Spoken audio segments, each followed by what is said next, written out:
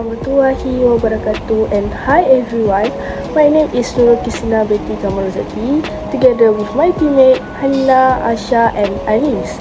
We are from Laboratory 4B.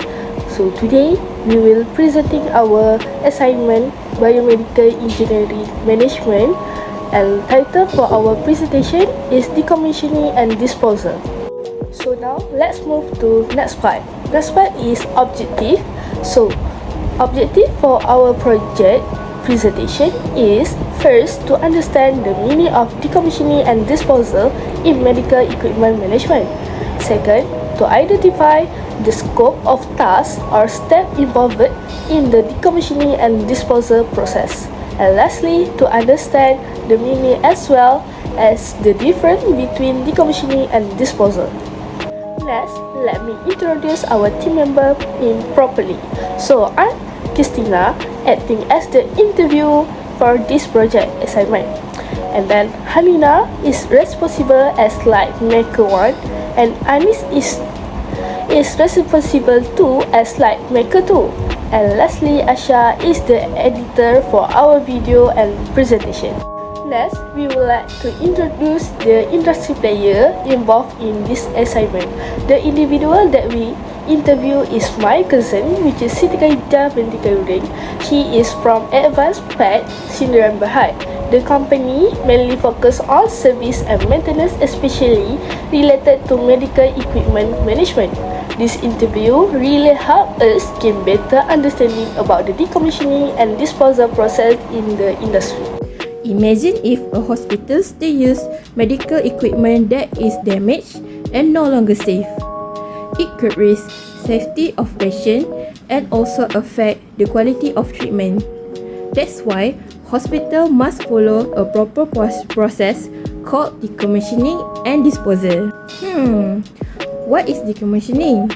Decommissioning is the formal process of stopping the use of medical device that is outdated, damaged, and not suitable for clinical use. This process includes checking the equipment condition, preparing documentation, and removing the equipment from hospital inventory. But how about disposal? Disposal is the next step after decommissioning, where the equipment is safely discarded.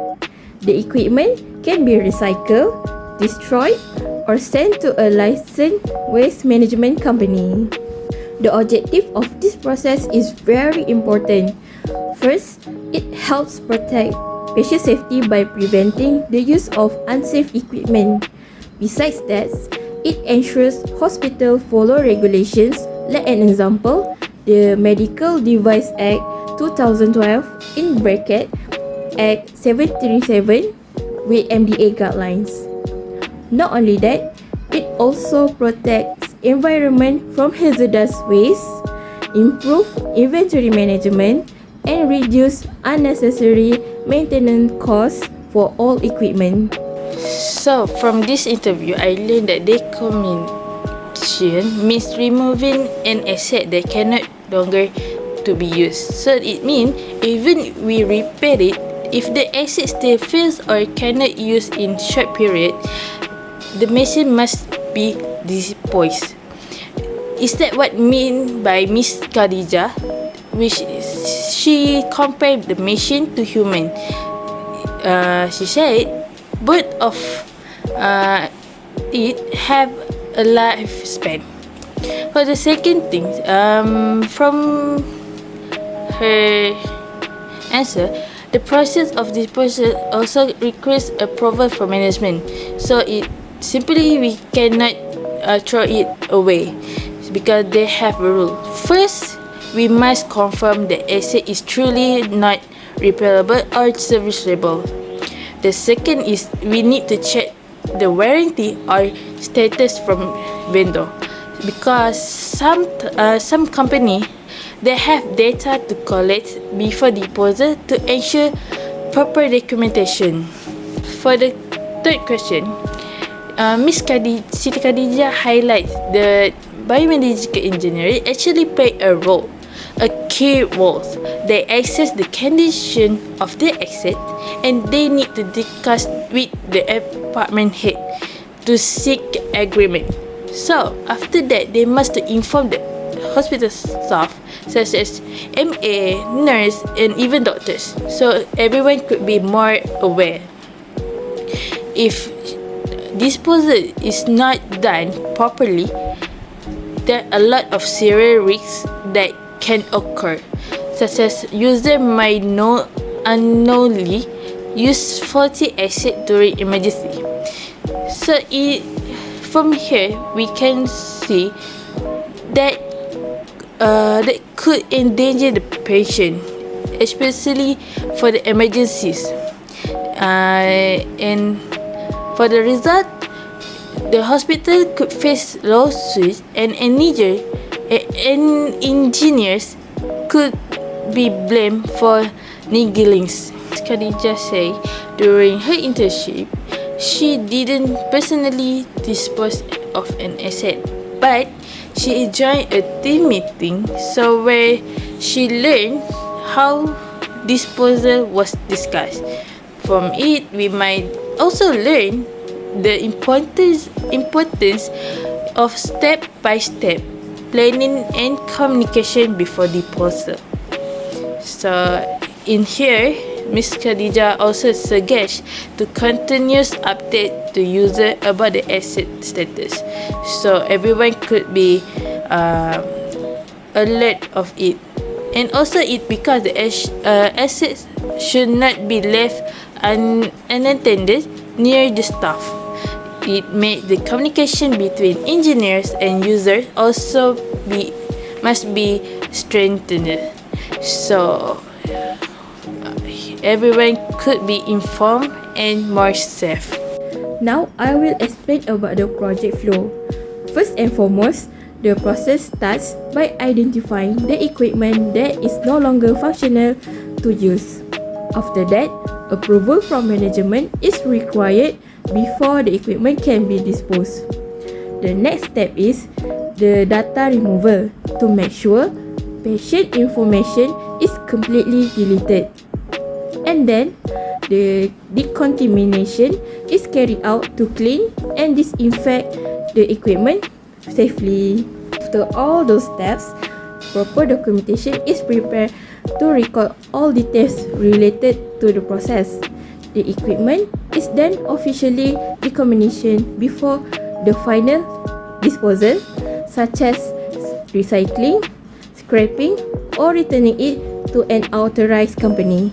Let's look at the people involved in this process. At first, the biomedical engineering department will be responsible for checking and handling the equipment. Next, the engineering head or manager will review and then approve the process. And then, hospital management will give the final approval. Meanwhile, hospital users such as doctor and nurse must be informed to avoid confusion and misuse of the equipment. For the decommissioning and disposal process, several important documents are required. First is the disposal form, which is used to officially record the disposal of equipment. Next is the asset record, which keeps track of the equipment details and history. The maintenance record is also important to show past repairs and condition of the equipment. Lastly, the approval form is needed to get permission from management before disposal is carried out. For activities or responsibilities, there are several key activities involved in this process. First, the equipment condition is checked to determine if it is still usable. Then, it must be confirmed that the equipment cannot be repaired. After that, approval from management is required. The equipment will then undergo decontamination to ensure safety. Any patient data must be removed to protect privacy. Next, the equipment is disposed of safely according to guidelines. Finally, all steps are recorded properly for documentation purpose.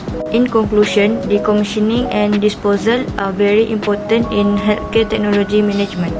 It ensures that unsafe or damaged equipment is no longer used. This process involves not only technical steps but also proper documentation and approval. It is important to maintain patient safety and avoid legal risks.